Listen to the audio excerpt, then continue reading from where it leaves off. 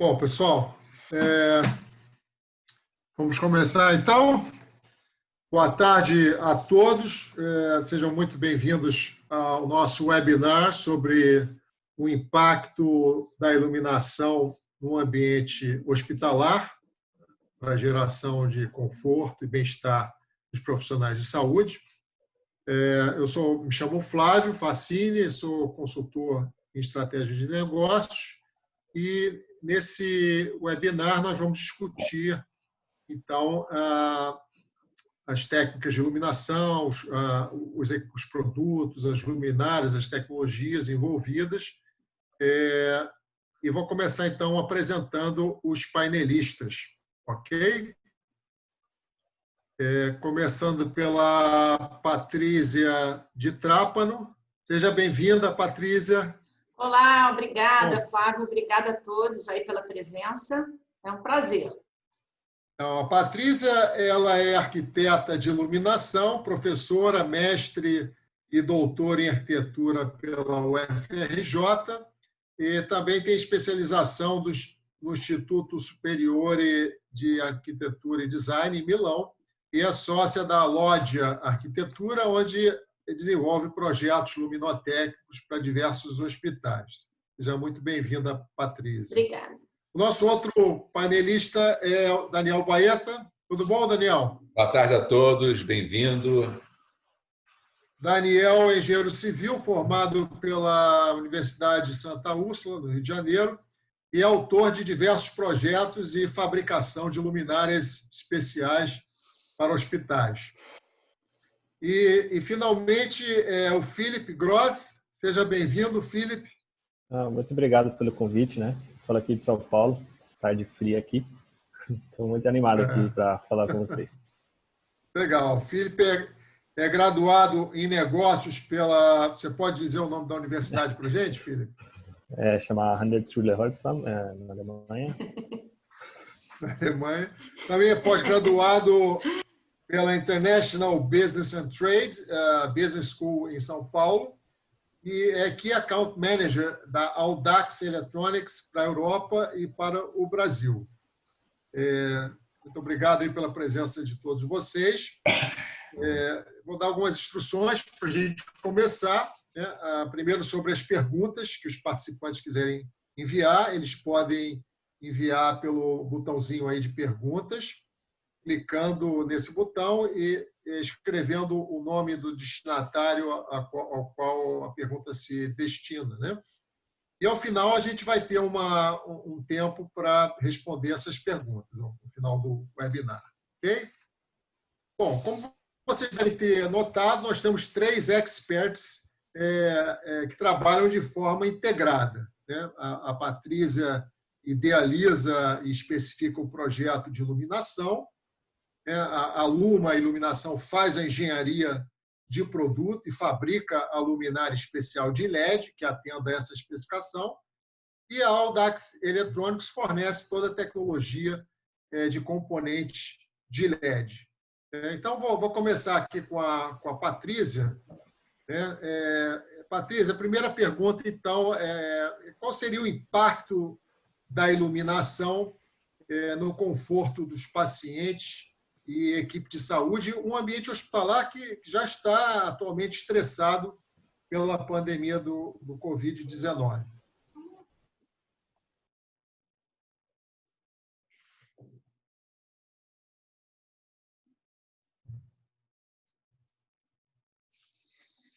Bom, a gente está vivendo uma situação muito emergencial, né?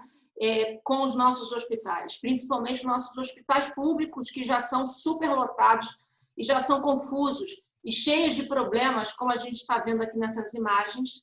Esse é um dia a dia de um hospital público, e com essa pandemia isso está aumentado e isso cada vez tende a piorar.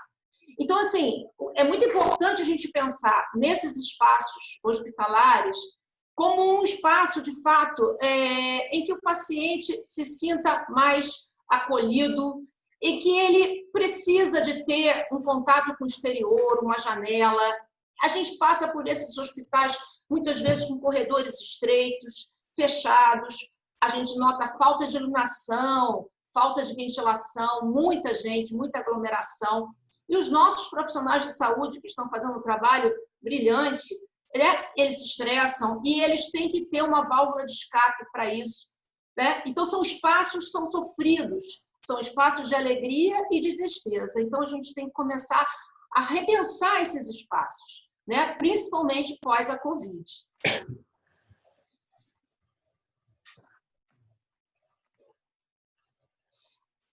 A gente...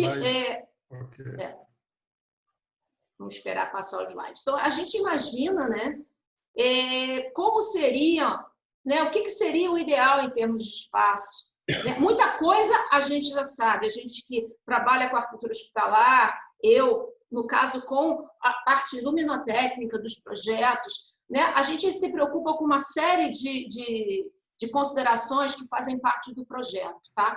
Mas, em termos de arquitetura, eu gostaria aqui de destacar, até porque nossa primeira imagem foi uma imagem muito sofrida, né? E aí eu gostaria de mostrar 2 hospitais que foram inaugurados nesse meio dessa pandemia, né? Um de rede particular, outro de rede pública, e nos quais conceitos importantíssimos com relação à arquitetura, que dizem respeito a conforto térmico, conforto lumínico, ventilação, proteção, contato com o verde, proteção de fachada, enfim. Um é o hospital da Rede Ímpar de Brasília, de Águas Claras, que foi inaugurado em março, que a gente teve a oportunidade de trabalhar e contribuir. A gente já começa a ver aqui a implementação de jardim. Não é só um prisma de ventilação para os quartos, é um jardim que vai fazer com que quem esteja naquele quarto se sinta melhor, né? Ambientes claros, iluminados, com uma iluminação coerente, nos níveis adequados, fazendo com que a pessoa se sinta com conforto, né? Se sinta bem naquele espaço. E esse outro é um hospital público, foi inaugurado recentemente, acho que foi agora em maio, em São Paulo. Ele é um hospital interessante no sentido de que é público, e mesmo sendo público, a gente vê uma série de preocupações relacionadas ao conforto de quem vai ficar dentro desse hospital, como, por exemplo, proteções de fachada, né, implantação correta. Você veja aqui um quarto de uma enfermaria com proteção, com muita vista, muita luz natural. Então, a gente vê que dentro do que a gente tem, é possível de termos hospitais públicos e privados com um pensamento mais focado no homem, tá? Mais focado no ser humano. Então, assim, como o nosso foco desse webinar é a iluminação hospitalar, então eu gostaria de mostrar para vocês como que a gente entende o que é qualidade de iluminação, tá? Nesse sentido, a gente fala tanto de iluminação artificial quanto de iluminação natural. Então, assim, a gente divide em 3 partes, né? Em 3 linhas. A gente precisa de iluminar para ter conforto visual. A gente precisa de iluminar para atender aos aspectos biológicos. E a gente precisa iluminar para atender aspectos emocionais. Conforto visual diz respeito às tarefas que vão ser trabalhadas dentro do hospital, desde as mais simples até as mais complexas. Então, quais os fatores que vão influenciar nesse conforto visual de quem vai ficar dentro desse hospital? A gente vai comentar alguns desses que são relevantes para o nosso tema.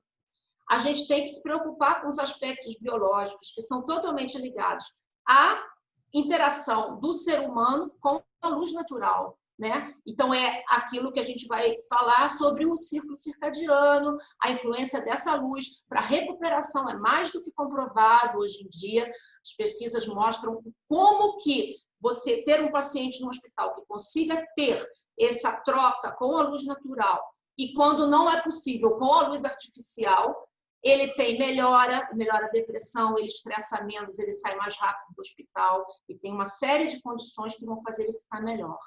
E, por último, os aspectos emocionais, ou seja, a luz também te inspira. A luz ela é importantíssima para você perceber os espaços que você está vivenciando. E eu botei nesse slide, esse é um terraço do Great Ormond Street Hospital de Londres, que foi feito, ganhou o prêmio de paisagismo.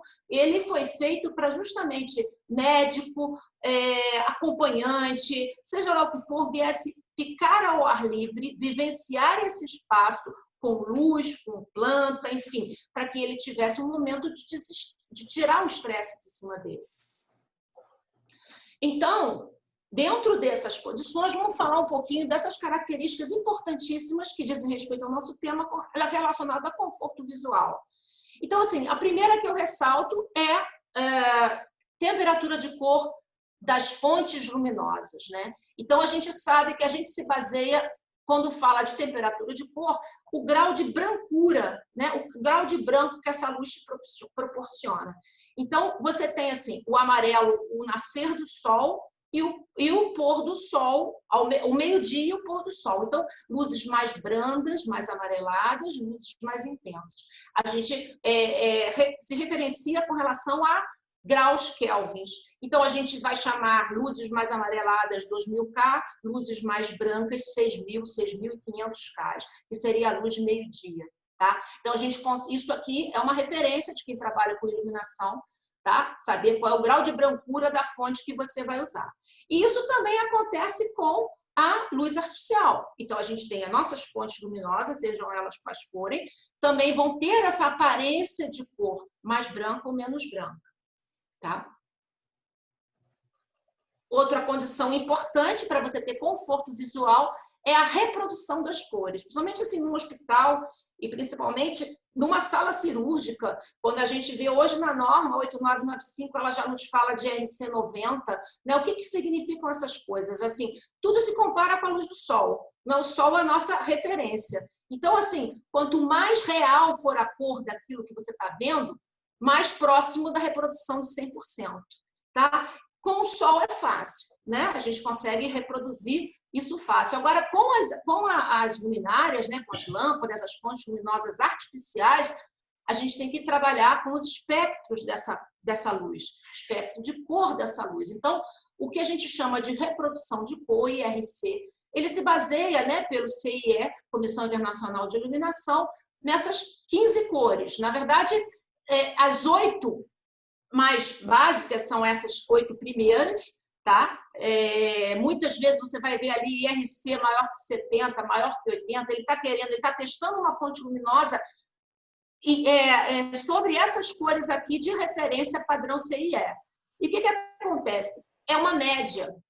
Então, hoje em dia, a gente vê muito assim, eu quero saber o R9, eu quero uma lâmpada com IRC alto, quero saber o quanto que ela reproduz o R9. O que é o R9? É o vermelho.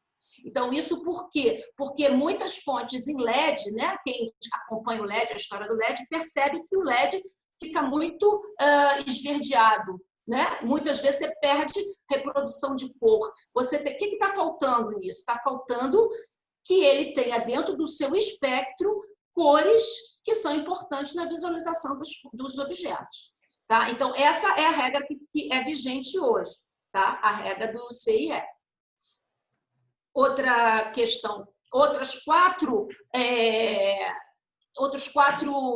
referências que a gente usa para se ter conforto visual seria as condições de ofuscamento, uniformidade, contraste GR. Falando isso muito rapidamente, né? Quem trabalha com iluminação sabe isso bem, mas assim, para vocês terem uma ideia, o que seria ofuscamento? Isso é importantíssimo. No hospital, principalmente, você não pode ir no hospital e quando a gente coloca os produtos hoje em LED, né? Hoje em dia, 100% das pessoas só trabalham em LED, né? Então, a gente tem que entendê-lo para poder trabalhar com ele. Então, o que é um ofuscamento? Que a gente classifica como desconfortável e inabilitador. É quando você enxerga alguma coisa que te cega, né? Então, você não consegue enxergar mais a tarefa visual. Ele é inabilitador. Parou, não tenho como mais continuar. E, normalmente, a gente convive com esse desconforto causado pela luminária. Também pode ser causado pelo excesso de iluminação natural, né? Você tem muita luz, pouca luz, e a gente vai falar do contraste. Mas o ofuscamento que é considerado desconfortável, uma das coisas importantes que vocês têm que levar em consideração é com relação ao ângulo de corte dessa sua luminária que você está especificando. Então, o que é o ângulo de corte? É esse ângulo formado aqui entre o teto, né, e a parte que o observador consegue enxergar da fonte luminosa. Então, vocês veem aqui nesse esqueminha aqui do lado de inabilitador, esse ângulozinho, esse é o ângulo de corte. Tá? Então, por exemplo, quando a gente passa para essa imagem aqui embaixo, esse observador aqui, ó, teve que ser, o último dessa fila, teve que se afastar muito, porque o ângulo de corte dessa luminária era pequeno. Então, se ele é pequeno, ele tem que se afastar muito para não ser ofuscado por essa luminária. Isso não é legal. Dependendo do lugar que você está trabalhando, isso não pode acontecer.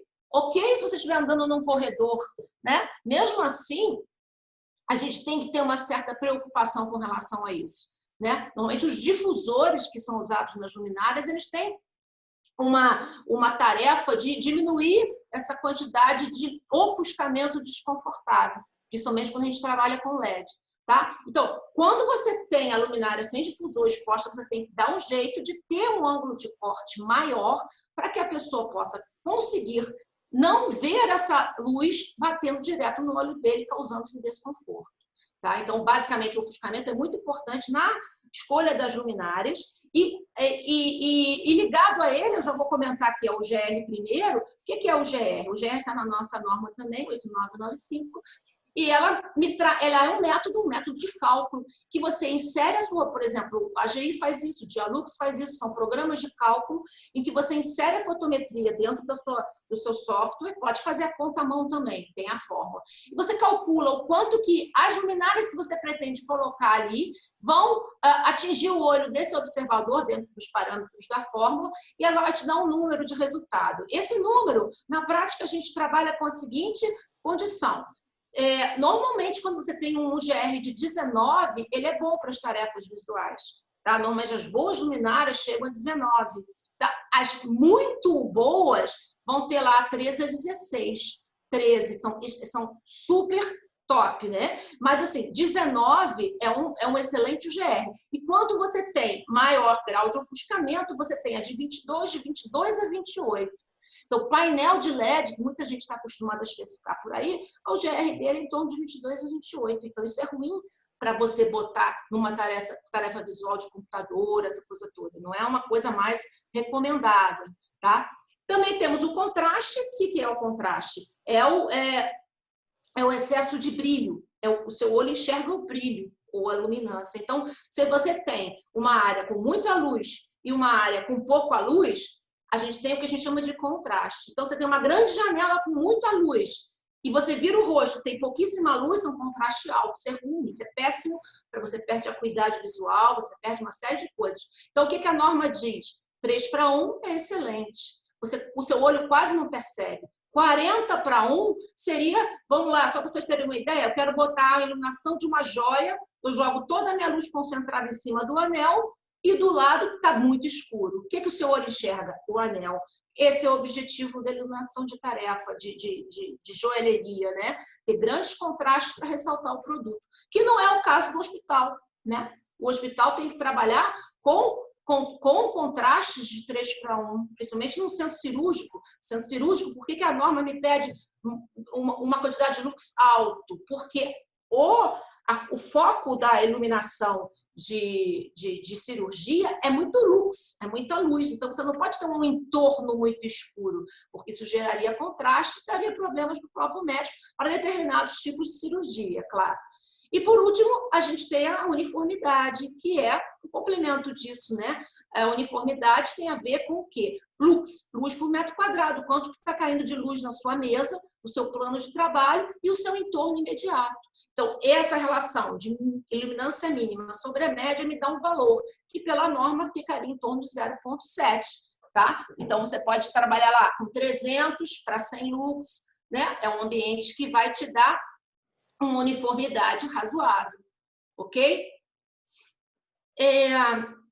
Agora vamos falar um pouquinho dos aspectos biológicos da nossa luz, tá? E vamos responder e entender o que seria esse Human-Centric Lighting, que é a luz centrada para o homem, né? A luz especificamente. Então, rapidamente, né? Isso é um assunto muito atual, né? A gente, quando enxerga a luz, o nosso olho tem células fotorreceptoras, tá? Que são cones e bastonetes, que normalmente enxergam cores e sombras.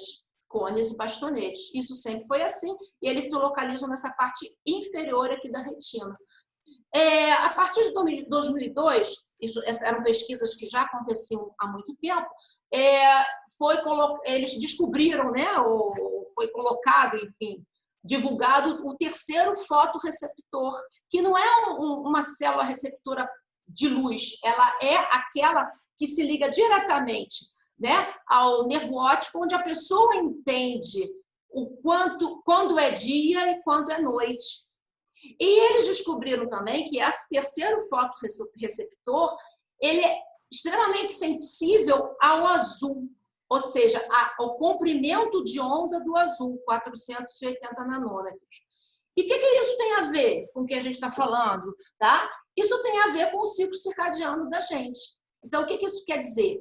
De manhã cedo, vamos lá, nesse reloginho, 6 horas da manhã, você começa aí de 6 a meio-dia, né? O dia está amanhecendo. Então, o seu organismo, né? O seu olho tem que captar o quê? Ele tem que captar uma luz que tenha uma fonte, seja natural ou artificial, onde esse azul esteja muito presente. Então, é a luz do dia. Então, é quando acontece a pressão arterial da gente vai subindo, a gente vai começando a produzir de 6 a meio-dia o cortisol, a dopamina, a serotonina, são todos os hormônios que fazem com que a gente fique alerta à atividade, né? Não fica com aquela cara de sono. Então, meio-dia é o ápice dessa temperatura de cor, vamos falar assim, né? Das cores mais azuladas, que a gente traduz como temperatura de cor, que a gente falou lá, 6.500 K e tal. Então, a gente tem todo, nosso organismo entendeu o que é de dia. E aí, depois de 6 horas da tarde, né, a gente precisa fazer o quê? Diminuir essa intensidade luminosa, não só diminuir a intensidade luminosa, mas mudar o espectro dessa luz. Significa o quê? Olha só, luz natural tem esse espectro contínuo, aqui nesse quadrinho preto, tá? A luz, o LED, a origem do LED é o azul, né? É o chip azul. Então, o LED puro, ele é totalmente azul. Agora, o LED, quando você começa a botar nele mais branco, né, mais amarelado, enfim, você começa a ter o quê? Você começa a diminuir esse fator de azul e aumentar o espectro de radiação das outras cores, ok? Então, você não é só mudar a temperatura de cor, o espectro dessa fonte vai mudar também, né? Então, você vai diminuir essa captação de azul desse terceiro fotorreceptor e aí você possibilita com que o seu corpo entre em um estágio de sono e comece a produzir melatonina, que todos nós conhecemos, que se fala em melatonina, né, hoje em dia, e durma. E isso é necessário, extremamente necessário, para que a pessoa tenha a sensação de bem-estar, tá? Então, isso pode ser feito com a luz natural e artificial. Então, essa questão do Human-Centered Lighting, que a gente tem discutido tanto hoje em dia, né, é extremamente importante para o hospital, tá? Os hospitais deveriam pensar nessas questões. Ou seja, eu sei que é caro, tem uma série de implicações, mas veja aqui essa imagem do Children's Hospital da Filadélfia. Então, você veja que o arquiteto vai, a partir das normas, perceber as luminárias que ele vai ter que especificar para um quarto e como deverão ser ou poderão ser essas luminárias. Veja bem que você tem uma grande janela, e a janela, eu já falei, é o que te dá melhor essa passagem do ciclo circadiano, né? A luz natural. Mas, enquanto isso, a luz artificial coopera com isso também. Então, por exemplo, 6h30 da manhã, você tem aqui esse quarto amarelado. Às 11 horas, ele está começando a ficar, ele está bem mais claro, bem mais azulado. 3 horas da tarde, ele já vai estar, daqui ele vai começar a amarelar novamente para fazer o ciclo circadiano acontecer para esse paciente que está aí nessa cama. Então, percebam, eu coloquei aqui à direita, as fontes luminosas têm espectros de cores diferenciadas. Então, você vê a luz do dia, o espectro da luz do dia, uma lâmpada incandescente, falecida, né? Ela tinha muito pouco azul e muito do vermelho, assim como a dicróica tinha um espectro um pouco melhor, mas quase nada de azul.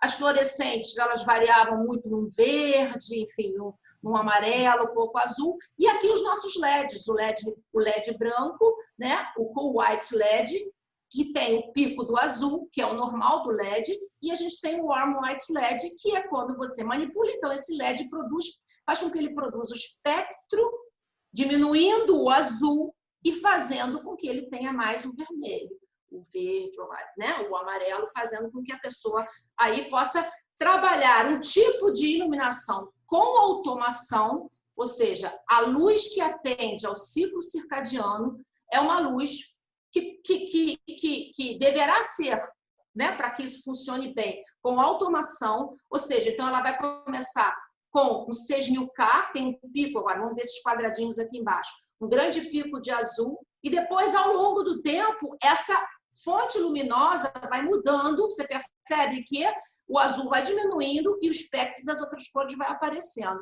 Isso o Felipe vai explicar para vocês, Felipe e Daniel vão poder explicar melhor, porque eles vão falar de produtos, né? Nós, arquitetos, vamos especificar um tunable white.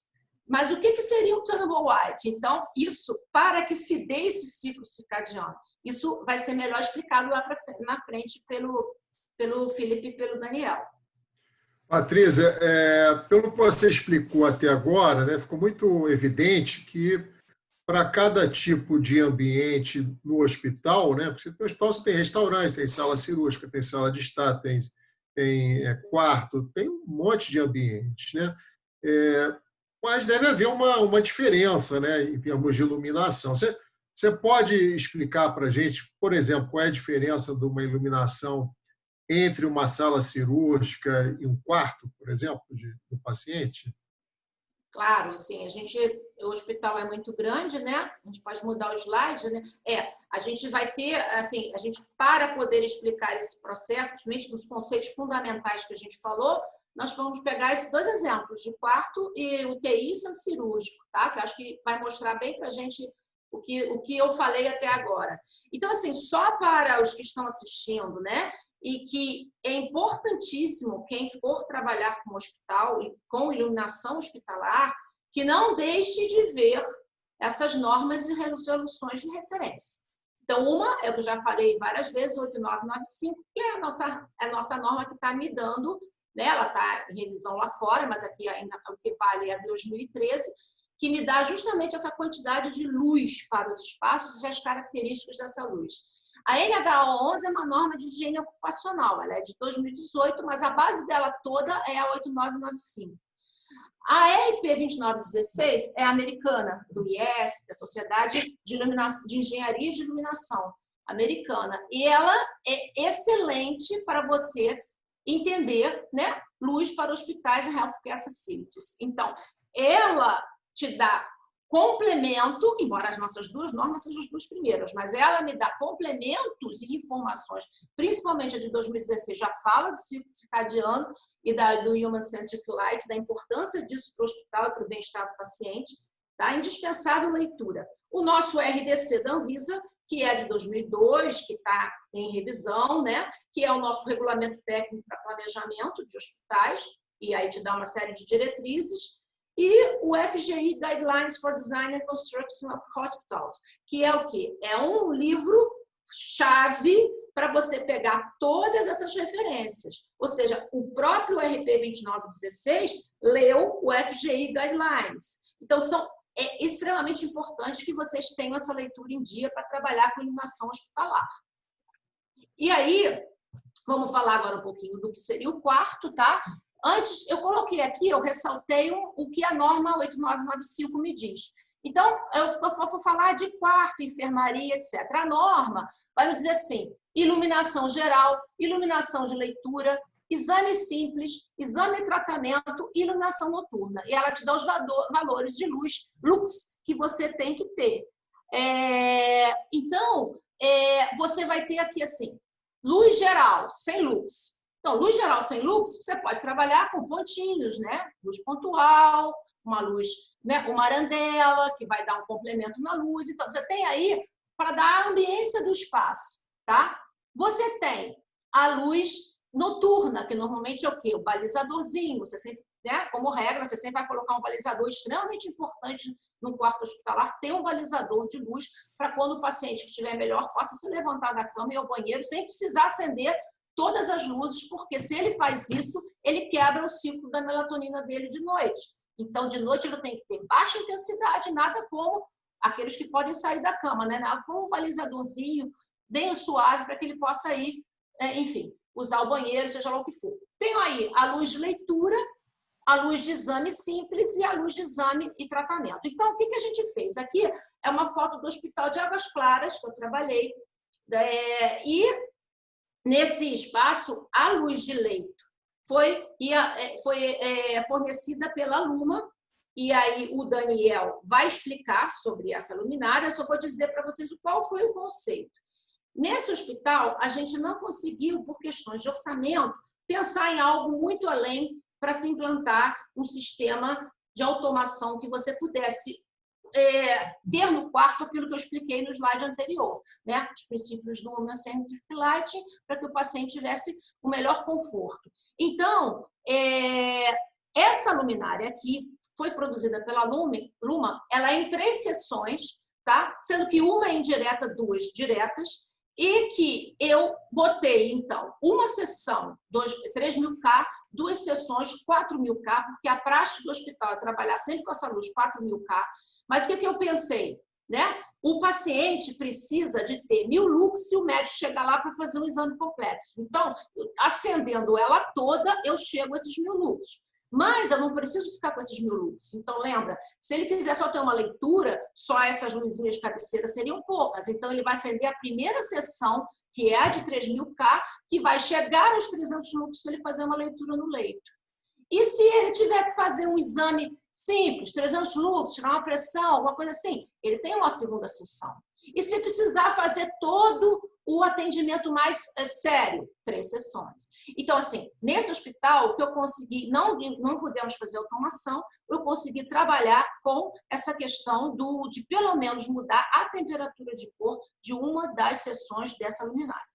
Ok? Então, basicamente, o quarto, você vai seguir essa regra aqui da 8995, mas eu digo que já pensando em melhorar essas questões de implementar o Human-Centric Light aí dentro, tá? Já agora, no centro cirúrgico, né? E aqui é uma UTI infantil, aqui é o centro cirúrgico. O que a norma me fala, né? A sala de cirurgia é 1.000 lux, aquilo que eu falei lá atrás, né? Então, essas luminárias de cirurgia, normalmente, são luminárias, você vê aqui na norma, cavidade cirúrgica vai de 10.000 lux a 100.000 lux. Isso não é uma coisa que eu compro, que eu especifico. Isso vem do tipo de cirurgia que vai ser desenvolvida, enfim. Mas esse entorno imediato da cirurgia, ele é aquele tal que, quando você apaga essa luminária central, tem que ter uma média de 1.000 lux. E tem que ser a tal da luminária hermeticamente fechada. Então, o que a Luma forneceu para a gente nesse hospital, essas luminárias aqui de centro cirúrgico, com placas de LED. Percebe que a norma também me dá um númerozinho aqui, que eu cortei aqui em cima, seria o UGR, e essa aqui seria o RA, ou a reprodução de cor.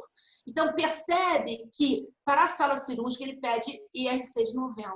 Então, essas luminárias em placa de LED para poder atender melhor as especificações com relação ao IRC, tá? E todo um cuidado com essa questão do ofuscamento e da UGR. Então, a norma me dá aqueles índices de conforto visual que eu expliquei para vocês ali atrás, a norma me pede isso. Então, eu tenho que, no mínimo, saber o que eles significam, tá? Para que eu possa aplicar aqui dentro. Temperatura 5.000K, né? Porque o médico tem que ficar aí, sim, sempre em alerta. Pode ter janela em centro cirúrgico, a gente já vê o hospital que já tem, tá? Desde que seja fechada, hermética fechada, por questões de contaminação, nós poderíamos ter, sim. E as UTIs, nós trabalhamos de novo com aquela luminária de 3 sessões de leito, e aqui são postos de enfermagem que a gente trabalhou também sempre com esse partido linear, tentando atender sempre a questão de luz de tarefa, né? E luz de destaque, né? A gente tem aqui uma luz em cima que destaca o posto de enfermagem. É mais ou menos excelente. Isso.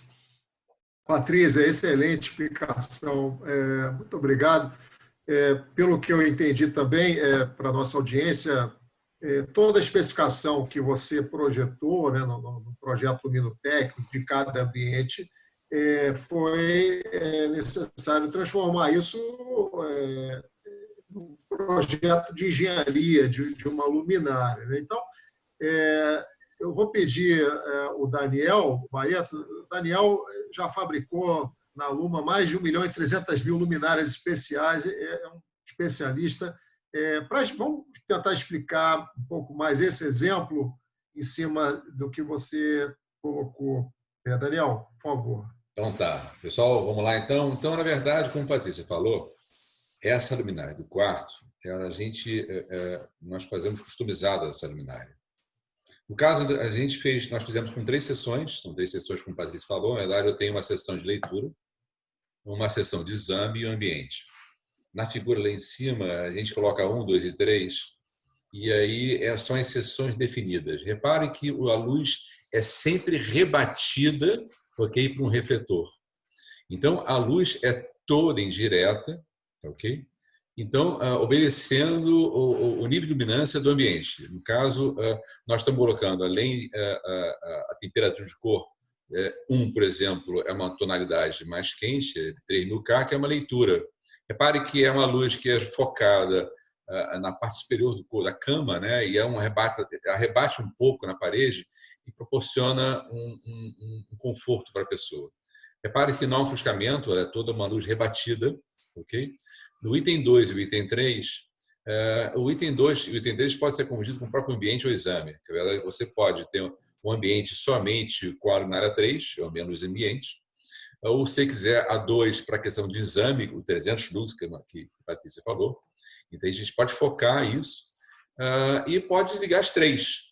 As 3 ligadas dão em torno de 1000 lux. Okay? Essa potência de placa de LED que o Felipe vai falar posteriormente, a gente proporciona, então, diversos desenhos de luminárias, né, e de várias potências de LEDs em cima disso. Tudo isso foi calculado de acordo com, claro, o pé direito do ambiente, tal, o próprio tamanho da cama, essas coisas que são dimensionadas, a cor do ambiente, tudo influencia na luz. Então, basicamente, é essa luminária que é colocada nos quartos. Ok? E a outra, que sala limpa. Nós colocamos esse nome porque são ambientes limpos, né, estéreis, né? Por questão de ficção, não pode provocar vírus. São luminárias completamente estanques, todas em LED e com alto fluxo luminoso. Repare-se que Patrícia falou que o ambiente de sala de cirurgia são 1000 lux. Okay? Então, é muita luz. Então, a precisão de uma sala de cirurgia, o ambiente de uma sala de cirurgia requer muita luz pela norma.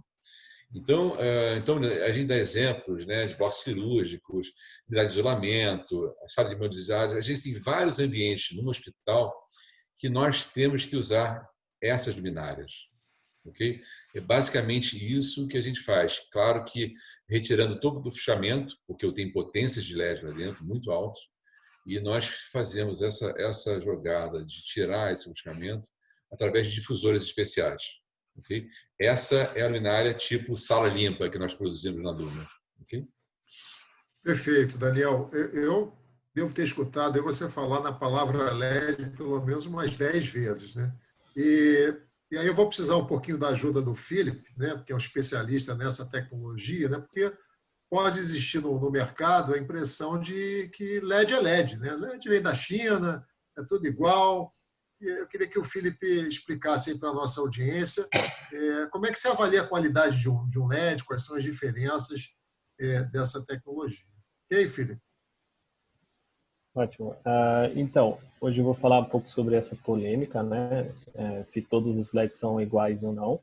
Então, eu coloquei aqui num slide comparando uma Coca-Cola com uma Coca-Cola. Então, eles não são iguais, eles têm características diferentes, como também o LED tem. Então, ali tem uma imagem onde você pode enxergar um LED verde com 2 perninhas, um LED ao lado que parece um ovo aberto, e embaixo LEDs que talvez você já tenha visto em outros produtos. Então, cada uma deles tem uma característica e um ambiente ideal para ser aplicado, né? O verde, no caso, é um PTH, usa-se muito em sinalizadores, não é para iluminação. Ele tem uma vida útil projetada bem menor que um LED de iluminação. Ao do lado ali, por exemplo, ele é com uma base de cerâmica, muito usado em iluminação pública, onde você tem um poste tremendo praticamente 24 horas, então o LED ele é preparado para aguentar isso. Abaixo você tem LEDs menores, que pode ser utilizado para uso indoor, barras lineares, e também um LED COB, que seria um chip on board, tá? Então, em spots ele é muito utilizado. Então, na durabilidade, a gente tem o PTH, né, que era o verde anteriormente, você tem uma vida útil projetada dele mais ou menos em 10 a 12 mil horas. E um SMD, que seria um LED que você pode se montar numa placa de circuito impresso, você tem projetado uma vida útil acima de 50 mil horas. Mas como a Coca-Cola e a Coca-Cola não são iguais, então eles têm essa vida útil, ela não é igual para todos. E como é que funciona isso? O fabricante premium, ele fornece para os fabricantes de placa ou fabricantes de luminária um laudo. Esse laudo chama LM80. Nele, ele faz projeções de quanto esse LED possa durar. Então, é basicamente uma regra. Então, o fabricante ele pega essas regras, ele tem que aplicar um teste de 6 mil horas. Sendo a cada 1000 horas, ele vai analisar esses dados, guardar esses dados, tendo o teste feito em 55 graus, 85 graus e uma outra temperatura de funcionamento, né, do LED que o próprio fabricante possa escolher. Sendo ali, então, ele chegou nos 6 mil horas de teste, o que ele vai fazer? Ele vai pegar uma metodologia de cálculo, que chama TM21, para projetar a vida útil mais para frente. Então, lá chegando em L70, que seria quando esse LED perdeu 30% da força luminosa dele, eles entendem de que o LED ele atingiu a vida útil. Tá? Então, LM80, você juntando com o TM21, você tem essa projeção de vida útil. Então, os fabricantes que fornecem esse laudo têm feito todos esses testes que eu comentei aqui. Então, dali você já tem um parâmetro de qualidade, né? Que muitas empresas não fornecem esses laudos, então significa que eles não se preocupam talvez tanto com a qualidade dos componentes que mesmo fabricam, né? No próximo slide, vou falar um pouco sobre consistência de cor. Muitos talvez já tenham feito visitas em lanchonetes e restaurantes onde tinha uma iluminação antiga e o dono foi lá, comprou no mercado aqueles plafons de LED que são baratinhos, ele põe lá no teto. Então, o que acontece ali muitas vezes que a cor que sai da luminária ela é diferente da cor da luminária ao lado. Sendo que, quando ele foi comprar, estava escrito 2700 Kelvin na embalagem. Então, o LED que está dentro desse produto, às vezes ele não tem uma consistência da cor. Quando a gente tem, por exemplo, 2700 Kelvin, a pigmentação ela é extraída em steps McAdam. Então, na apresentação ali, você está vendo 3 círculos no lado direito, né? Quando você vê 3 SDCMs, seria o LED que é extraída daquela região, utilizado dentro de um produto, você não consiga enxergar essa diferença de cor. Quando você sobe esse número para 5 ou 7 steps, você enxerga então essa diferença, né, que pode ser até brutal, assim, às vezes aparece um arco-íris mesmo no teto. Então ali também é outro parâmetro de qualidade, né? Se você especificar uma luminária com 3 steps McAdam, você pode ter certeza que esse problema você não vai ter. Então isso é importante, por exemplo, numa barra linear, ou, né, um projeto linear que você for fazer. Então uma das coisas a considerar. No próximo exemplo aqui que eu vou colocar, Flávio, você pode voltar por favor?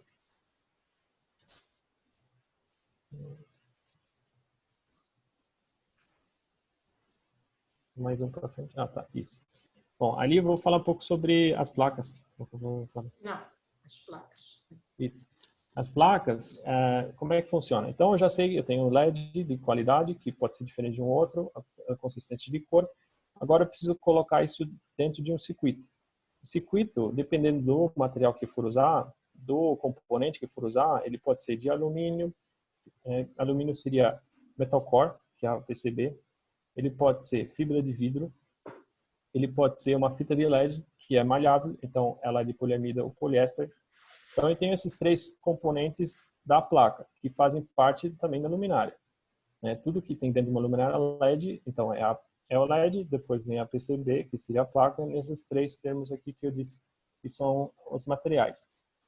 Qual que é o problema, né, que o fabricante de luminária tem? Ele tem que extrair o calor do LED de uma forma rápida para que o LED possa entregar os 50 mil horas.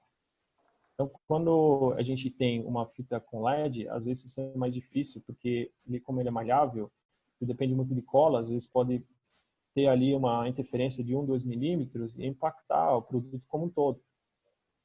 Numa placa rígida, isso já é mais fácil, você garantir a transferência desse calor.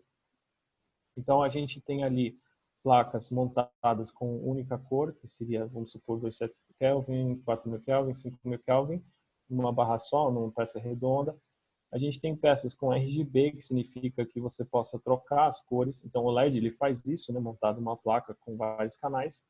E você tem o tunable white, que a Patrícia comentou, para você fazer, por exemplo, o quarto de um hospital.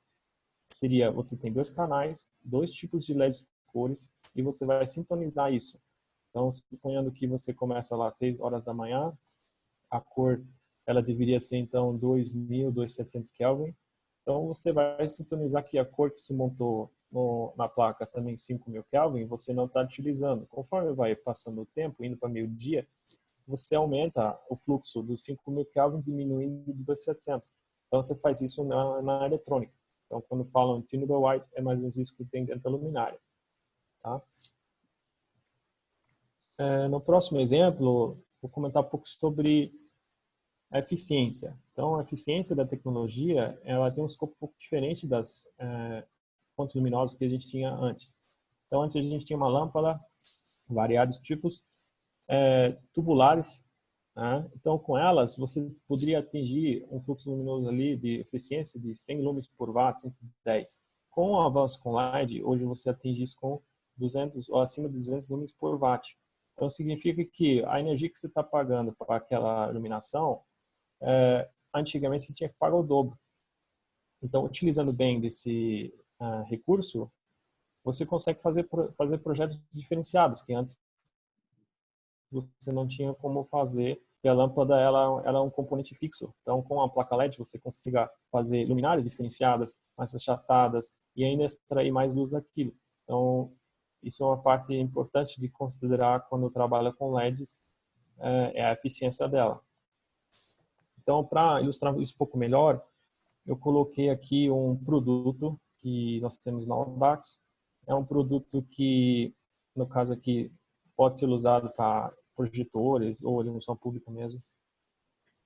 E você tem uma corrente. Corrente significa a energia que você está pondo em cima do componente. Tá? Então, na primeira coluna ali, você está vindo 350, 700 e 1050.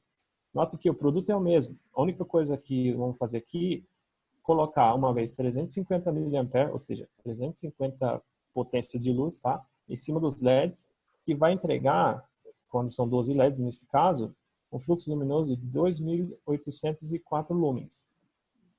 Isso daria, no final da linha ali, na última coluna, 182 lumens por watt. Se eu pego o mesmo produto e coloco 1.050 mA, então o lumens por watt ele muda para 148. O mesmo LED, são todos os mesmos componentes, é o mesmo produto, eu só modifico a potência que vai nessa placa. Só que a curva, ela não é linear. Então, não significa que se eu dobrasse a potência, que o lumen por watt, ele continua andando ou diminuindo linearmente. Então, o lumen por watt, ele cai mais do que a potência que estou colocando. E muitas vezes, como os componentes, eles têm especificações que tem que seguir, que no caso aqui no nosso produto 1050 mA é o máximo que é considerado nesse produto, existem fabricantes que colocam mais. 1.500, por exemplo. O que significa? Ele vai entregar mais luz, sim, só que a vida útil projetada que estava lá em 50 mil horas cai para 15 mil. Tá? Assim, o custo também cai da peça, porém, a vida útil dele cai muito. Então, são coisas que o fabricante de luminária ele tem que tomar muito cuidado na hora de escolher os componentes que ele vai usar. Tá? Aí, no próximo exercício aqui, eu coloquei um círculo mostrando mais ou menos um sistema de uma luminária. Então, os componentes que compõem, elas são importantes para que a luminária, o LED, possa funcionar corretamente. Então, não adianta se eu só escolher um LED o Premium e deixar as outros componentes de lado. Não adianta eu escolher a melhor fita de LED, mas não tenho a preparação para que ela possa funcionar corretamente. Então, eu tenho aqui um LED, tenho a parte elétrica, que seria a parte de a PCB. Então, eu tenho que escolher se é metal core, se é fibra de vidro, para adequação. Então, eu tenho também o driver, que eu vou ligar, que é um dos componentes que mais sofre, na verdade, a luminária, porque a energia que nós recebemos da cidade vai passar pelo driver e o driver vai passar para o LED. Então, toda a pancada que vem da rede, quem leva é o driver. Tá? Aí vem a mecânica, que podemos considerar que seria mais o design, né, da peça. A ótica secundária, por exemplo, quando você tem um colimador em cima de um LED, então você tem uma fonte luminosa, você vai pegar essa luz e transformar, por exemplo, de 120 graus para 15 graus. Hoje isso é possível com LED, né? Com um tubular antigo, por exemplo, você não consegue fazer isso. A térmica é importante, né? Como eu comentei, você tem que tirar o calor do componente LED para que ele possa funcionar corretamente. E as conexões, são os cabos e conectores, né? Aí do lado direito aqui tem uma ilustração que é conforme a tabela que eu mostrei antes. Quanto mais volt, ampere você colocar no componente, mais ele vai acender, tá? Só que o que acontece? Quando, às vezes, talvez vocês viram, um produto ele começa a piscar. O LED começa a piscar. Por que isso acontece? Você tem, então, um LED especificado, suponhando em 6 volts, tá? Ele tem essa característica. Aí o driver, que vai mandar 6 volts para este componente LED para que ele possa acender, está funcionando normalmente. Só que a luminária, quem fabricou, talvez não especificou corretamente a parte térmica. Então, o componente começa a aquecer muito. Esses 6 volts que ele está precisando para funcionar, começa a cair. Aí vai para 5.7, 5.5. Só que o driver, ele está mandando 6 volts. Chega um momento que o driver mandando 6 volts e o LED não aguenta. E aí começa a piscar. Ele quer acender e desliga. Ele quer acender e desliga. Então, é isso que acontece. Tá? Então, eu ilustrei aqui uma figurinha, é uma lei de Ohms. Tá? Só para vocês entenderem um pouco melhor. Bom, a próxima ilustração, eu coloquei... Né? O Philip já explicou para a gente o que está acontecendo, né? Provavelmente tem um problema aí de componentes que não estão bem equacionados, né? Você pode mudar para o próximo slide? Ok. Vai aparecer. Agora sim. Bom, aqui eu coloquei é bem comparativo, né? Do lado, e que é uma placa que com tubo LED, às vezes essa comparação existe. Importante entender um pouco do conceito de que a placa com LED, ela está dentro do tubular LED. O tubular LED, nada mais, já é o sistema. Então, comparado mais com a luminária. Então, se a gente não se preocupa com todo o sistema, a gente não consegue garantir que aquele produto possa durar 50 mil horas ou mais, que é especificado na M80 dos fabricantes do LED. Dentro de um tubular, você tem o driver, você tem a parte que deveria dissipar, você tem uma parte ótica, né, que é o plástico em cima, que não é muito eficiente no tubular. Então, assim, você tem um produto que possa durar ali seus 5.000 horas, 10.000 horas, porque não... Ele tem esse formato pelo fato da tecnologia antiga tinha esse formato para você ter essa facilidade de troca. Mas não é um produto...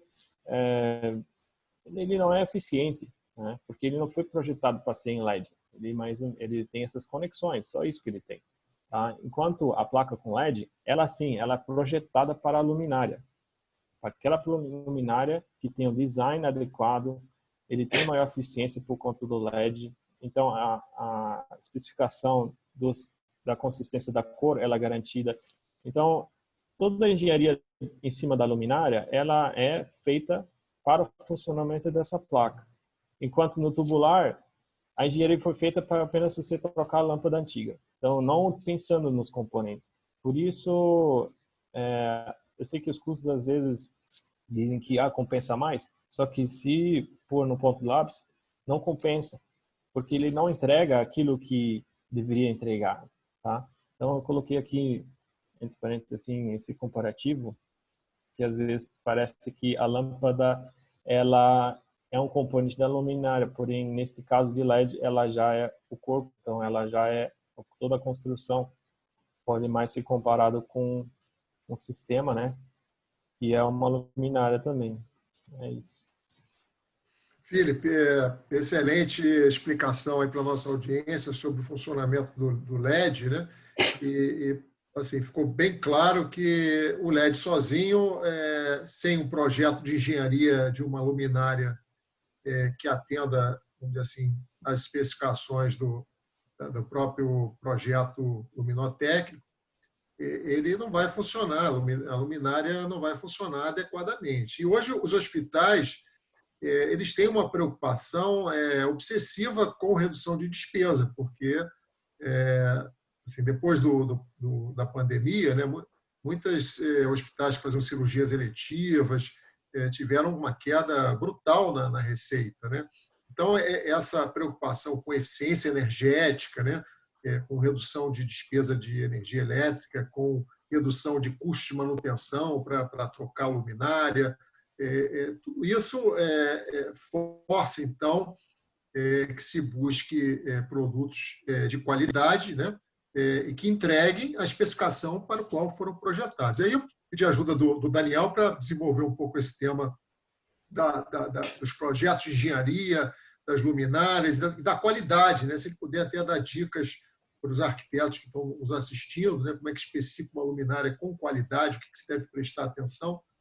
Ok, Daniel? Ok, vamos lá. Bem, vocês já conhecem praticamente o que é um LED, ok? Mas o LED também tem um componente, no sistema LED, tem um componente chamado driver, né? Bem, o que é um driver? Muitas das vezes, a verdade é o seguinte, na verdade vocês têm uma lâmpada fluorescente, aquela lâmpada fluorescente antiga que tinha um reator, lembram disso? Esse reator hoje se transformar em um driver ou um controlador, ok? Como o Felipe falou, nós temos hoje, no dimensionamento dessas luminárias, não somente da placa de LED, o LED, mas eu tenho que ligar, eu tenho que dar potência, né, para o LED acender, ok? Se antes nós tínhamos uma lâmpada fluorescente, né, de 32 watts ou 16 watts, hoje nós temos milhares de tipos de drivers diferentes, cada uma com uma característica diferente para atender uma necessidade diferente uma da outra, ok? Então eu estou elencando aqui algumas características principais do LED, que os reatores antigamente tinham isso, tá? Mas agora piorou um pouco mais. Tá? Então a voltagem, hoje em dia tem 110, 220, multivolt, né? Já tem as potências, que é natural, mudam muito, nós temos vários tipos de potências. Essas correntes ajustáveis, o que significa isso? Existem dois tipos de driver, de corrente e de tensão. O de tensão é ligado a 12 volts, é ligado às fitas de LED. O de corrente, que a gente é o que se usa mais hoje em dia, tá, ok? Então, essas correntes, como o Felipe mandou na tabela, nós temos tipos, variações de correntes, ok? Então, esses drivers, eles têm que ter essa facilidade para atender a especificação técnica do LED.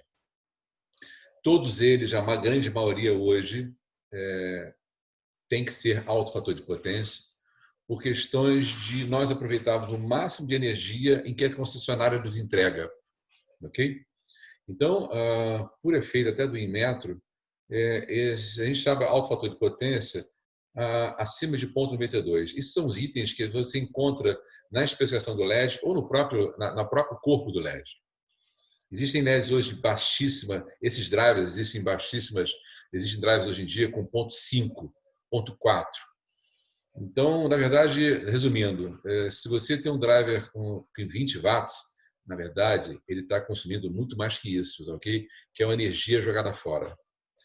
A temperatura de trabalho. A temperatura de trabalho do driver, né? O que acontece hoje em dia? Esses drivers, eles têm uma temperatura ambiente. Eles têm que trabalhar com 55 graus no ambiente, no máximo, né? Isso, vamos dizer assim, em ambientes tipo Rio de Janeiro, Sudeste, a gente tem 45, já 50 no ambiente. Okay?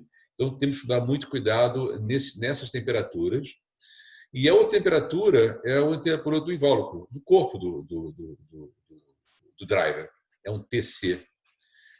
Se você for num driver, tem um ponto lá que eu não posso chegar acima de 80 graus. Então, o que significa isso? Como o Felipe falou, o calor é o inimigo número 1 do sistema LED, tanto como a placa como o driver. Nós temos que tirar o calor do LED. Lembrando que o LED não emite nem ultravermelho, nem ultravioleta. Na verdade, é uma luz fria, mas por trás dele é muito calor, muito quente. Okay? Então, essa temperatura nós temos que medir constantemente quando nós confeccionamos uma luminária. E para isso nós temos um laboratório, uma Luma, para fazer todas essas medições, nem que faça uma luminária tipo protótipo, a gente tem que fazer essas medições todas, para garantir que a temperatura não passa um determinado momento, um determinado valor. Ok? Bem, aí vem as distorções harmônicas, que está aí, que é o ruído que a gente gera através desses drivers. Alto fator de potência, vamos dizer assim, tem drivers com baixo fator de potência, em que essas harmônicas são muito altas. Vamos dizer, são distúrbios na rede e afeta muito os aparelhos eletrônicos. Como no hospital nós temos diversos tipos de aparelhos eletrônicos, a gente submete isso a menor que 0,20. Isso tem expressão técnica disso aí. Então, essas distorções harmônicas são ruídos que entram na rede, elas prejudicam todos os aparelhos eletrônicos. Tá? A vida útil, que eu falei é super importante, na verdade, a vida útil hoje em dia, não adianta ter um LED por 50 mil horas, em que eu tenho um drive que demora 20 mil horas. Então, nós temos que ter compatibilidade um com o outro. Lembrando o seguinte, quanto mais frio trabalhar o driver, maior a vida útil dele. Okay? Então, a gente tem que ter um bom senso nisso aí. A dimerização, existem drivers dimerizados, e quem tem protocolos tipo DALI, 0 a 10 e faz. Isso é automação. Então, na verdade, o Tunnel White, que a Patrícia falou com vocês, nada mais é que nós trocarmos de dimerizar esses LEDs. Eu tenho um LED com 3.000K amarelo e tenho um outro LED com 6.000K. Como é que eu faço essa troca de cor? Esse driver pode ser com 2 canais, e esses canais regulam a intensidade de luz do amarelo com o branco. E ele vai regulando e dentro das tonalidades que você precisa para fazer o CHL, né? Para promover o ciclo circadiano como tem que ser feito. Isso requer uma automação. Cada um tem tem diversos fabricantes de automação que atendem isso, cada um com uma característica diferente. Okay? Filtros e proteções, tem que ter um driver. O grau de proteção, por exemplo, eu tenho driver que é a prova d'água. Tem driver que trabalha debaixo de água. E os formatos e dimensões. Prosseguindo, Flávio, vamos lá. O formato. Aí vem a outra brincadeira. Repare que eu tenho vários formatos de drivers. Você imagina nós promovermos uma luminária muito fininha e que eu tenho que colocar um driver dentro dele. Então, tem que procurar no mercado qual é o driver que mais se adapte àquele desenho da luminária. Então, muitas das vezes, um arquiteto desenha uma luminária para nós e nós temos alguns pré-requisitos, nós temos que falar com os arquitetos sobre isso, porque os drivers não podem trabalhar confinados. Nós temos temperatura tanto para tirar calor dos LEDs como calor dos próprios drivers. Então, repare que tem todo tipo de driver. Esse preto aqui da Philips, ele é à prova d'água. Ele tem um grau de proteção, não que é submerso, mas ele resiste à água. Como esse azul, com borda azul claro lá do esquerdo, a mesma coisa. Okay? Eu tenho da Oja, eu tenho da Voslo, que é um excelente também driver, okay? E cada um com um formato diferente. Então, para nós que trabalhávamos antigamente com lâmpada fluorescente, que é bem padrão, hoje mudou completamente de cenário. Okay? Então, esse é o nosso desafio hoje em dia na Luma. Tá, okay? Bem, aí nós vamos definir 5 funções básicas das luminárias. Para nós, fabricantes, assegurar um funcionamento ótimo da lâmpada ou do LED é primordial. Em LED, hoje em dia, mais ainda. Okay? Dar suporte físico à lâmpada e seus equipamentos. Nós temos que acessar esses drivers e essas placas para fatura, vamos dizer assim, que deu um curto, né? Houve um curto na rede e queimou o driver. Eu tenho que acessar esses equipamentos. Trabalhou com a luz emitida, redirecioná-la de forma desejada. Isso é fundamental. Okay? A questão do ofuscamento passa por aí. Nós temos que direcionar a luz, okay? E emitir, colocar a luz aonde ela tem que estar. Okay? Obter melhor aproveitamento da luminosidade para diminuir o desperdício. Então, nós temos que tirar o máximo de proveito do LED, okay? Através de redirecionamento de lentes, okay? Ou difusores, ou refletores. E proteger a lâmpada com impactos e intempéries. Okay? No caso da sala limpa, nós estamos protegendo todo o conjunto através de bactérias, os germes. Okay? Ela está toda protegida. Okay? Bem, vamos lá. Então, a coisa não é tão simples, né? Se vocês vão ver, como eu falei com vocês, o inimigo do número 1 do LED é o próprio o calor. Tanto no reator, tá? O driver, okay? Que passou a ser um driver, como as placas de LED. Então, luminária simples, essa luminária fica, é uma luminária nova nossa, e ela fica mais em ambiente de trabalho, né? Uma sala de reunião. Repare que eu tenho 2 tipos de LED. Eu tenho uma placa tipo LED tipo 1 e tipo 2, acho que estão todos vendo aí. Na tipo 1 é uma placa, ela tem 560 milímetros, tem 56 centímetros. Isso é um padrão internacional hoje. Nós podemos colocar nessa placa de 560 milímetros, de 500 lumens até 6.000 lumens. Lembrando que é uma placa de 560 milímetros. Se eu tivesse uma tubular de LED, que é de 1,20 m, ela entrega hoje 1.850 lumens.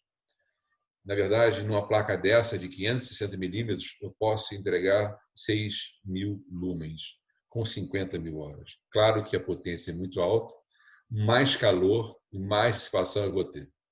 Nessa luminária eu tenho 2.200 lumens em 560 milímetros. Okay? Equivale a uma lâmpada tubular de LED. Eu tenho um difusor em cima dessa placa tipo 1, okay?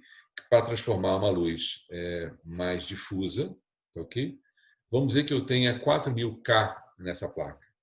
Na placa tipo 2, é uma placa que tem um LED diferente, né? Um high power, ele tem muito poder de iluminação. E eu tenho um mini refletor. Este mini refletor nada mais é que uma lente e um difusor e um anti-ofuscante, né? Ele esconde a lâmpada para não ofuscar.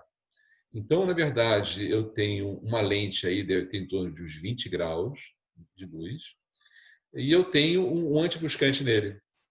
Então, na verdade, eu tenho 2 seções.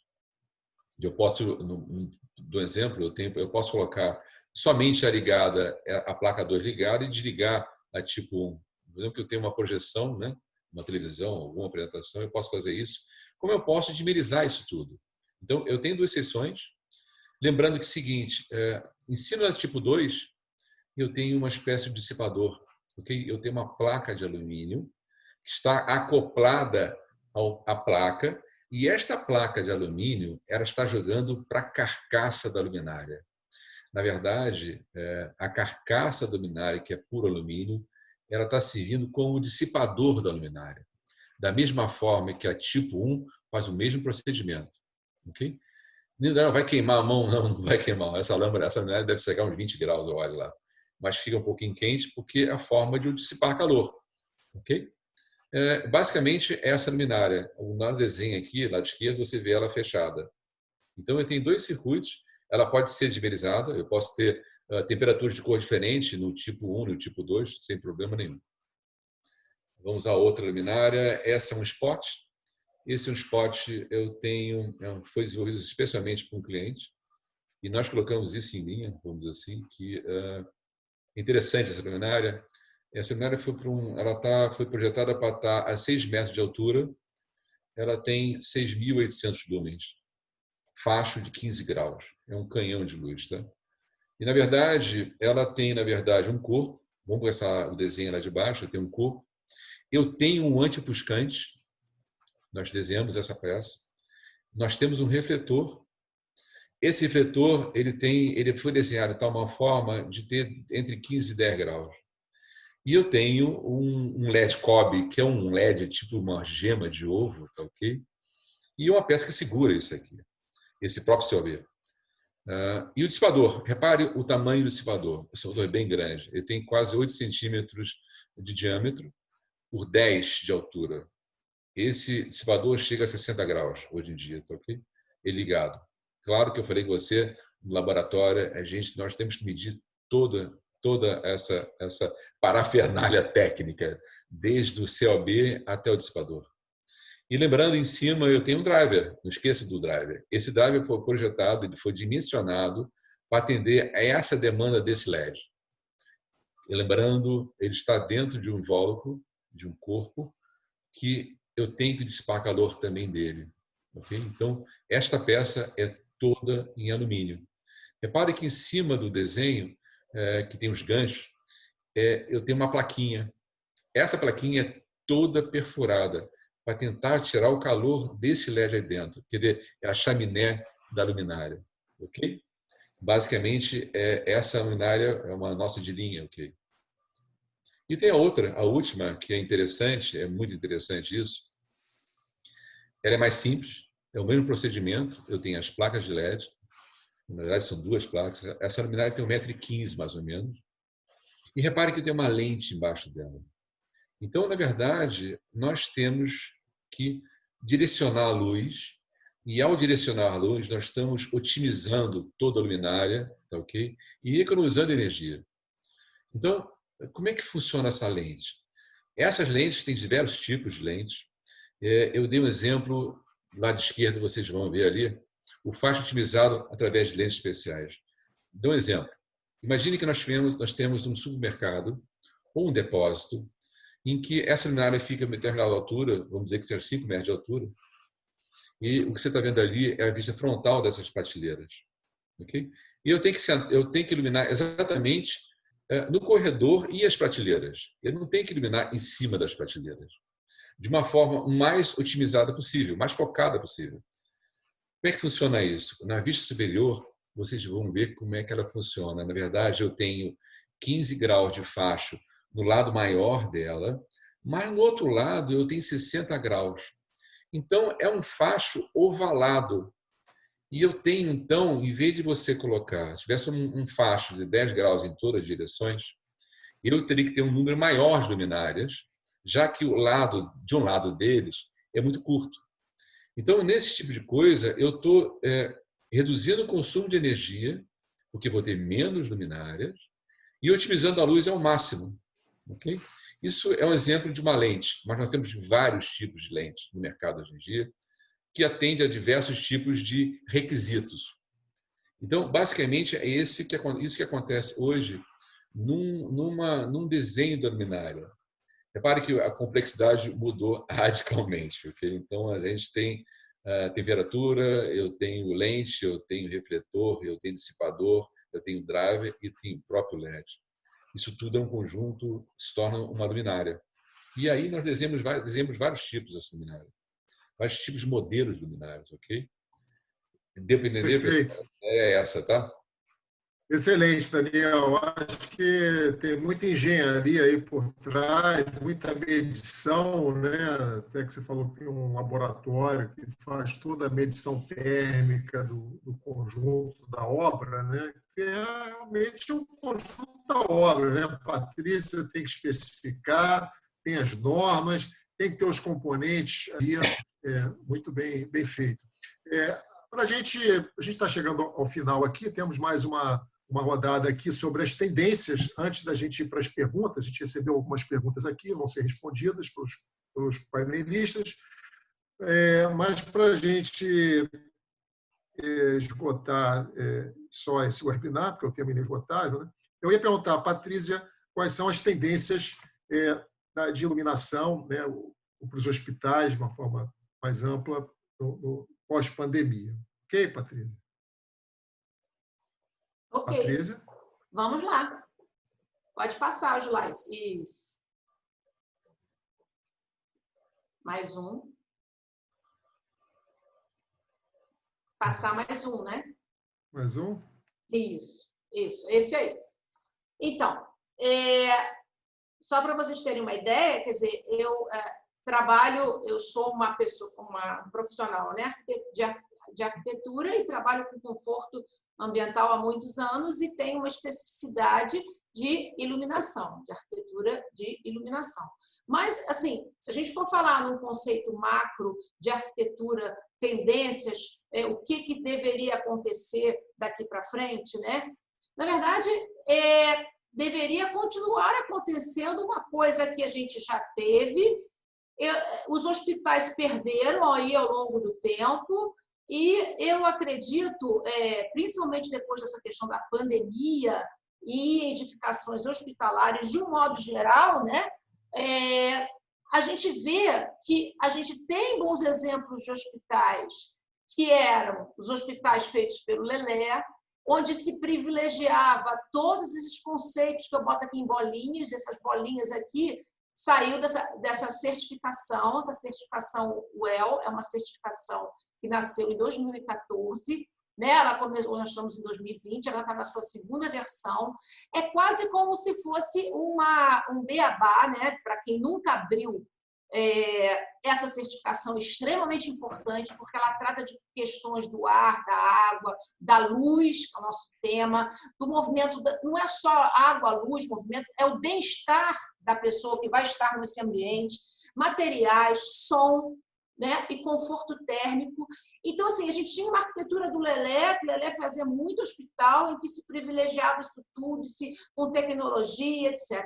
E eu vejo, assim, que ao longo do tempo vem nascendo muitos hospitais por aí e eles continuam com aquela cara de hospital padrão. Caixa de vidro, alucobonde e assim, eu assim, fico surpresa de ver que as pessoas não se preocupam, às vezes, até em proteção de fachada. Uma proteção para uma fachada oeste, uma fachada de muita insolação, achando que o vidro resolve tudo. Então, assim, o que eu penso, né? Eu peguei esse exemplo do Lelé, peguei aqui esse Children's Hospital de Zurique, venceu um concurso pelos arquitetos suíços Herzog. Ele fez um hospital, isso vai ficar pronto em 2021, 2022, vocês podem olhar aí pela internet, que é um hospital infantil onde você veja a presença do verde e do contato com a natureza. Não sei se essas imagens estão um pouco pequenas. Você vê a quantidade de proteção e de arquitetura hospitalar diferenciada do que você imagina um hospital, varanda, proteção solar, enfim. Você vê também essa questão do Great Ormond Street Hospital, que eu falei lá no início, que as pessoas estão preocupadas de como vão fazer esse paisagismo, essa iluminação de uma área de escape para o paciente. Então, todos esses somados, esses três exemplos que eu trouxe aqui, se você for abrir essa certificação WELL, que eu recomendo que vocês, arquitetos, façam, né, antes de pensar em fazer qualquer tipo de projeto, principalmente pós-pandemia, e que deem atenção a esse tipo de recomendação com relação a essas questões que estão aqui nas bolinhas, tá? Então, eu ressaltei aqui a questão da luz, porque é uma temática do nosso webinar, tá? Mas uma luz, daqui para frente, cada vez mais, é uma luz que deverá atender às questões visuais, do conforto visual. Já deveria, né? Mas cada vez mais, porque as pessoas que trabalham ali dentro precisam disso. É uma luz que tem que atender ao ritmo circadiano. Não dá mais para não pensar nisso, porque é caro, porque é automação. Não, nós temos que fazer com que as pessoas entendam, né? As pessoas que pagam essa coisa toda, né? Que essas questões são extremamente importantes, né? Porque senão o hospital vira uma receita de bolo, e não é isso. A gente está vendo aí na pandemia como é estressante estar ali dentro, né? Então, você ter luminárias que se preocupem, falando de luz artificial, com o controle de ofuscamento, né? E você ter preocupações com relação ao ofuscamento da luz natural, porque luz natural e artificial têm que caminhar juntas. Faz bem para o ser humano. O humano é o centro disso tudo. Por isso a gente tem o Human Centric Light. Então, assim, isso para mim é o presente, porque eu sou uma pessoa de conforto, né? Mas isso aqui, para quem não eu recomendo fortemente que passe a ser, tá? Como pensamento de arquitetura pós-Covid. É isso. Perfeito. Excelente, Patrícia. Eu vou passar, então, para o Felipe, né? Falar também da sua visão das tendências, Felipe. Então, eu acredito que hoje a gente vive uma era de dados, né? Onde a gente usa celular conectado na internet e o Google registrando nossos passos, e acredito que daqui a pouco já é uma realidade no exterior, mas aqui, né, no Brasil, que a gente tenha luminárias interligadas com sensores a um sistema onde o proprietário de um prédio comercial ou mesmo um administrador de um hospital, ele possa enxergar onde que as pessoas circulam dentro das áreas, como ele pode melhorar essas áreas considerando a quantidade de pessoas que estão presentes, quantas vezes são utilizados os quartos, ocupação. Então, ele consegue monitorar tudo isso com sensores que serão dentro das luminárias, né? Então, hoje, nós já temos dentro da nossa casa algo parecido quando a gente tem uma televisão com Smart TV. Você vai lá nas configurações, aparece IoT, daqui a pouco você está ligando o seu celular com ele, você está ali, chegando em casa, fala, oi Google, liga a música. Então, isso tudo transformado dentro de um prédio, traz assim, um olhar bem diferente do que a gente vive hoje, né? A gente vai ser monitorado o tempo todo. Então, acredito que isso é um presente já, mas logo no Brasil vamos ter em novos prédios comerciais construídos já isso embutido. Tenho certeza disso. Ok. Daniel, na sua visão, quais são as tendências pós-pandemia? Do meu ponto de vista, o LED está em constante evolução. Como o celular da gente também está. Cada ano é um celular novo. O LED é a mesma coisa. E, na verdade, a gente, como o LED evolui, a luminária também. Tudo é modismo. Na verdade, a própria design da luminária muda todo ano. Às vezes volta há 10 anos atrás, muda. E a gente tem que acompanhar esse modismo, né, vamos dizer assim. Okay? Isso acontece no mundo todo. E a vantagem do LED hoje em dia é que eu falo, nós podemos fazer vários tipos de padrões de luminárias e customizar essas luminárias de acordo com a necessidade do cliente. Isso é uma constante, nós na Luma tenta com maior carinho fazer isso. E isso que acontece hoje em dia. E, na verdade, a luz conectada ou a luz inteligente, que, como o Filipe falou você, na verdade, hoje em dia, não é somente uma luminária, é mais que uma luminária, né? Daqui a pouco vão ter sensores de tudo que é tipo acoplado a essas luminárias e elas vão dimerizar, eles vão fazer, já existem isso no mercado, ok? Claro que o preço às vezes é caro, né? Mas a tendência de tudo é baratear. E vamos ver como é que vai acontecer o mercado aqui para frente. Na verdade é o seguinte, mas essa tecnologia, o próprio HCL é uma tecnologia muito interessante, que não é só não é só no hospital. Isso no escritório também é válido, ok? No escritório isso é fantástico. Você brincar com a luz no escritório.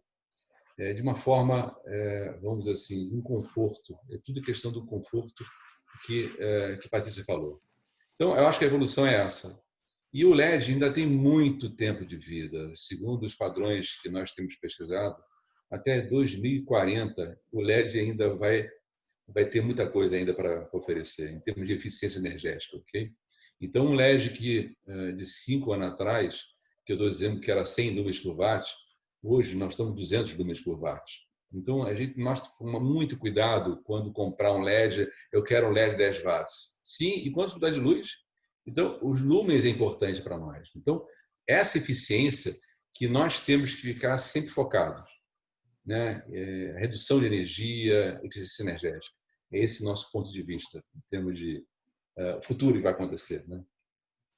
Perfeito, Daniel.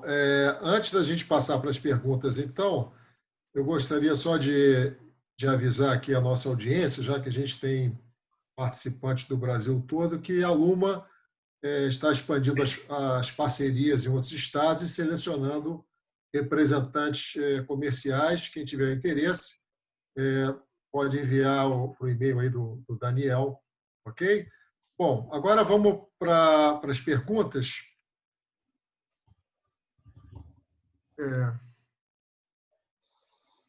Bom, tem uma pergunta aqui para Patrícia.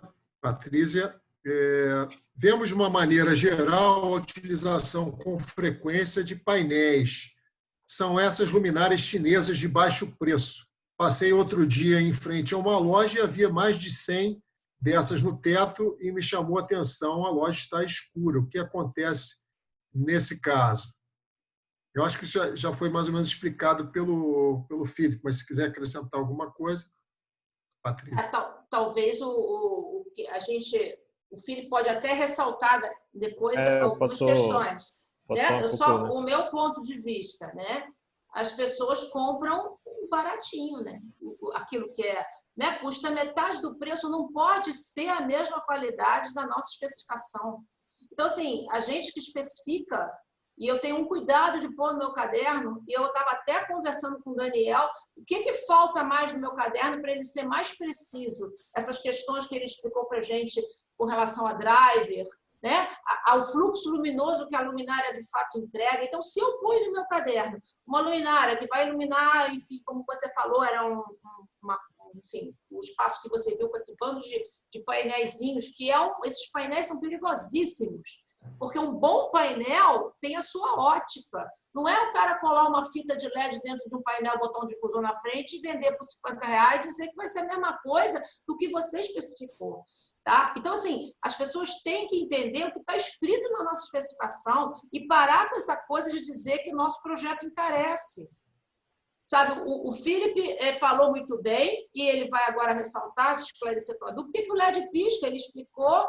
Então, pisca porque você não está obedecendo os padrões que tem que ser comprado, porque as pessoas veem preço. Preço, porque a gente está com uma série de preço. Preço não é tudo, e eu não estou falando só em produto, em serviços também. Tá? Preço não é tudo, você tem que ver qual é o valor que te entregam. Tá? Não sei, Filipe, você quer comentar mais um pouquinho sobre isso? Eu posso falar um pouco sobre assim, esse tipo de produto, ele engana bem, assim, porque a construção dele, se é quadrado ou redondo, é o mesmo tipo de construção. Ali, então, você tem o aro em volta, dentro desse aro é colocado, pode ser fita ou placa mesmo, né? Dependendo do fabricante. E é o que ele faz? O LED, ele manda a luz só de um lado. Então, o que o fabricante faz? Ele coloca um acrílico ali de baixa qualidade, que não tem transmitância nenhuma, e manda essa luz, então, nesse plástico. A pessoa que vai lá numa loja, ele vê aquilo brilhando. Mas a função daquele produto não é iluminar para frente. Ele está iluminando para dentro desse plástico, que esse plástico específico, ele não leva essa luz para baixo. Então, quando você vai numa loja dessa e você vê o teto tudo iluminado, só que no piso não tem iluminação nenhuma, é porque a luz está tudo ficando lá naquele plástico. Tá? Então, é isso, essa explicação. Perfeito. Tem mais algumas perguntas aqui, também sobre a questão do tubo LED, né? Tem muita oferta no mercado, diversas marcas, é tudo igual. Já estive em uma biblioteca de umas 50 tubo LEDs, umas 30 piscavam. Parecia uma boate, né? Eu acho também essa questão do piscar. Tubo LED também pisca, né? Não é só o LED, não. Tem alguém quer falar sobre isso aí? Acho que Ou Felipe, já né, Felipe? cobrimos? Pode assim, ressaltar por que o tubo LED também pisca, né? Então, o tubo LED ele pode, né, chegar a piscar por dois fatores. Uma vez o drive ele está dentro daquele tubo. Então, a construção de um tubular, como é que ele é? Tem duas pontas, tá? São dois cabos soldados para aquele pino que é depois encaixado na luminária. Aí você tem ou um perfil de plástico, já tem plástico, mas tem às vezes também de alumínio. E dentro daquilo você tem uma placa com LED. E embaixo disso tudo tem um driverzinho bem pequenininho. Então, esse driver pequenininho, ele leva toda a energia lá que vem 220 ou 110 e transforma isso para X volts para ligar a barra com LED. Então, com o tempo, esse LED vai aquecer, a voltagem dele cai e o driver que está ali ele não aguenta mais e começa a dar esse tipo de problema. Ou ele apaga como um todo, porque o driver já não funciona mais, ou o LED ele perdeu a voltagem dele e as duas partes, os dois componentes, né, eles não combinam mais. Aí entra em colapso do sistema. Então, se tem como garantir que um tubo LED não pisca, olha, não comprar tubo LED, né? Assim, eu não acho que é um produto adequado. Assim, eu não compraria porque é um produto que não entrega o que diz na embalagem. Eu acho que eu compraria até uma lâmpada tubular em vez de um tubo LED.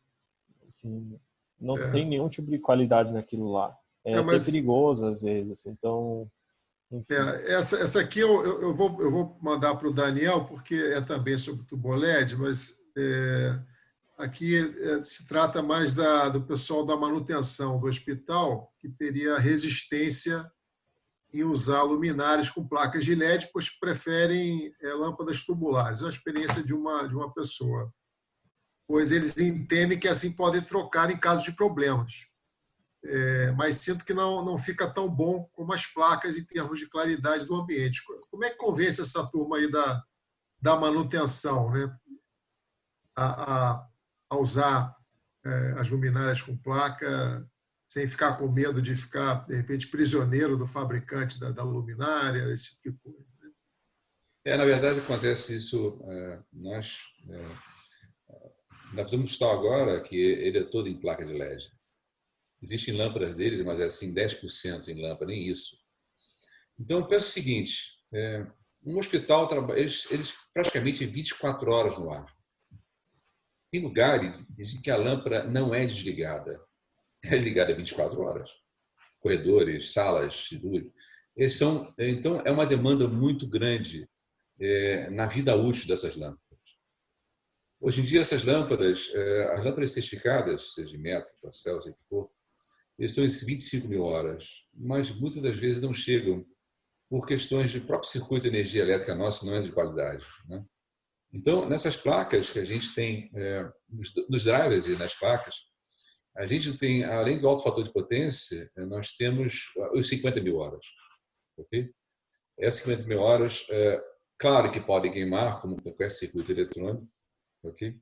Mas é muito difícil. Nós trabalhamos com LED praticamente desde 2008. Nós temos alguns clientes que estão até hoje ligados. Então, o que acontece hoje? Quer dizer, na verdade, existem sim alguns problemas, pode acontecer com o circuito, né?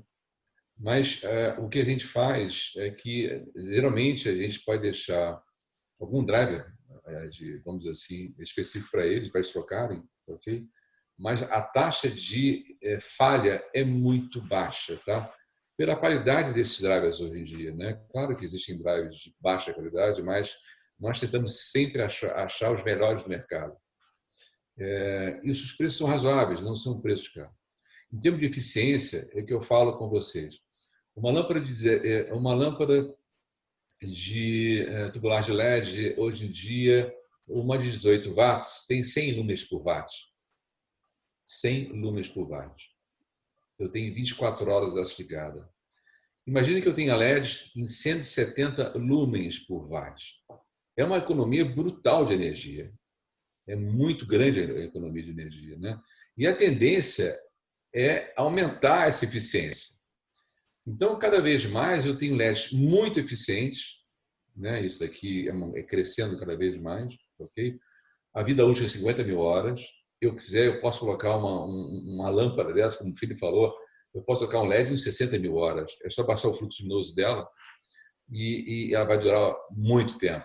E o DAI vai trabalhar frio. Então, essa é a polêmica hoje em dia, ok? Onde ambientes que você tem, não pode ter manutenção, né, ok? Então, as placas entram com uma luva nisso aí, ok? Perfeito. Então, vou passar aqui a nossa última pergunta, né? Aí, qual a solução para que o paciente deitado não fique com a luz incidindo direto em sua vista, causando-lhe desconforto? Para quem? Pode ser, Patrícia. Bom, essa questão, nesse exemplo que eu até mostrei para vocês aí nos slides, eu tenho, se você lembra daquela luminária que o Daniel até mostrou, de 3 sessões que a gente criou, uma delas é a sessão de leitura indireta. Então, o paciente deitado não vê especificamente, né, a fonte. Tudo bem, elas têm um acrílico na frente, né? Mas assim, ele não vê a fonte é rebatida, ela é indireta.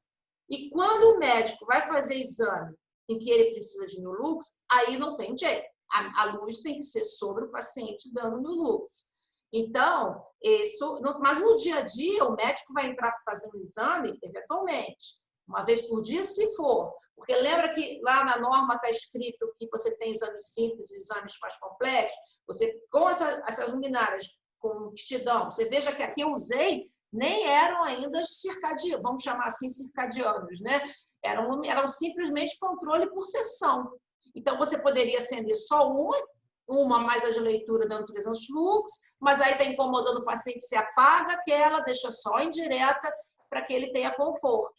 Mas nunca deixar uma luminária uma única luminária com o mesmo tipo em cima da cama do paciente. Isso tem que ser dividido por sessão e por linguagens diferentes de luminárias. Eu acho isso. Okay. Isso é projeto. Perfeito. Pessoal, então, estão aí os contatos, né? Quem quiser fazer mais perguntas diretamente para os painelistas.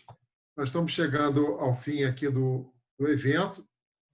E só mais uma instrução para vocês. Vocês vão receber uma pesquisa com 3 perguntas por e-mail para vocês avaliarem o evento, dar sugestões. Isso é importante para a gente, no próximo evento, a gente poder aperfeiçoar ou mesmo trazer temas que vocês queiram mais aprofundamento, já que a gente tem aqui experts em cada área.